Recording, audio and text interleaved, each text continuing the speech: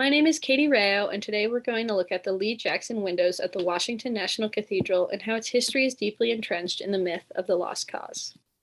The Lost Cause is a myth that rewrote Civil War history to cast the Confederacy in an honorable light. The narrative inaccurately asserted that Southern states could legally secede from the United States, that slavery was periphery to the cause of the war, and that Confederate soldiers were heroic and saint-like. After the war, white Southern women organized Ladies' Memorial Associations, or LMAs, to honor the burial rights of Confederate soldiers. As LMAs began to shift to focus on preserving Confederate culture in the 1890s, the United Daughters of the Confederacy, or the UDC, formed in 1894. As early as 1931, President General of the UDC, Elizabeth Baczynski, led the effort to commemorate Robert E. Lee at the National Cathedral. Although the UDC defeated the Lee Memorial proposal at the National Convention that year, they continued to propagate the Lost Cause. After a halt in communication, the UDC resumed their efforts to memorialize Lee at the National Cathedral in 1947. This revival in communication coincided with a period of federal interest in civil rights and racial equality. The cathedral suggested that Lee be commemorated on the nave level. Since memorials on the nave level include two bay windows, the UDC would have to decide on a figure to accompany Lee in the adjoining bay. Cathedral Dean John Sunter suggested Stonewall Jackson. In February 1948, Miss Ferguson Carey wrote to Baczynski saying that her sister feared people might suggest that Lincoln or Grant be featured alongside Lee. This aversion to honoring either United States Civil War leader demonstrated the ways the UDC wished to celebrate Lee. Placing Lincoln or Grant beside Lee would disintegrate the UDC's heroic image of the Confederacy.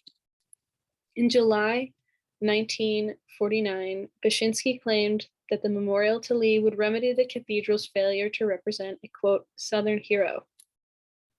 Baczynski's claim ignored the fact that the cathedral honored Southern historical figures, including President George Washington. Therefore, the UDC's motivation to construct a Lee monument was not to honor the South, but to honor the Confederacy. By December 1951, the UDC approved of artist Wilbur Burnham to design the memorial and secured the funding for the Jackson Memorial in the adjoining bay. Despite their placement in the National Cathedral, the windows represent the sinful attempt of the Confederacy to preserve the enslavement of Black people and the Confederacy's illegal secession from the United States. Situated in the context of the cathedral and as a stained glass monument, the Lee Jackson window attributes holiness and United States leadership to the Confederacy. The iconography of the windows extend the glorification of the Confederacy. The Lee window evoked the Lost Cause by rendering Lee in a saintly and benevolent manner. Moreover, the window highlighted his faith and his time as an academic at Washington University, now Washington and Lee University. Meanwhile, the Jackson window featured Jackson as a medieval knight surrounded by religious iconography that amplified notions of Confederate religious morality.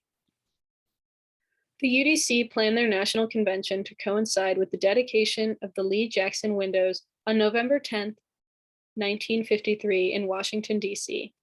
President Dwight Eisenhower praised Lee and Jackson in his speech to the United Daughters of the Confederacy. Eisenhower's glorification of Confederate leaders promoted the Lost Cause. In fact, he noted that he had a portrait of Lee in the Oval Office.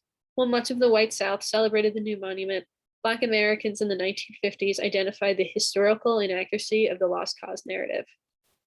The windows remained in their original state until 2015, when the Charleston Church Massacre incited conversations about the Lee Jackson windows. By June 8, 2016, after the cathedral formed the Lee Jackson Windows Task Force, the cathedral announced they would maintain the windows but remove 2 Confederate battle flags. The cathedral removed this overt Confederate symbolism, but the Lee Jackson windows continued to broadcast Lost Cause themes through their glorification of Confederate leaders. The cathedral used the windows as a catalyst for conversation until 2017, when the Unite the Right rally in Charlottesville brought urgency to the cathedral to reconsider the windows. Realizing that the windows told a misleading account of history, the cathedral announced its decision to remove the Lee Jackson windows on September 6, 2017. The cathedral's decision coincided with a cultural movement across the United States to remove Confederate monuments. After 4 years in storage, on September 21st, 2021, the cathedral announced that the Lee window would be on loan to the Smithsonian, while the Jackson window would remain out of view.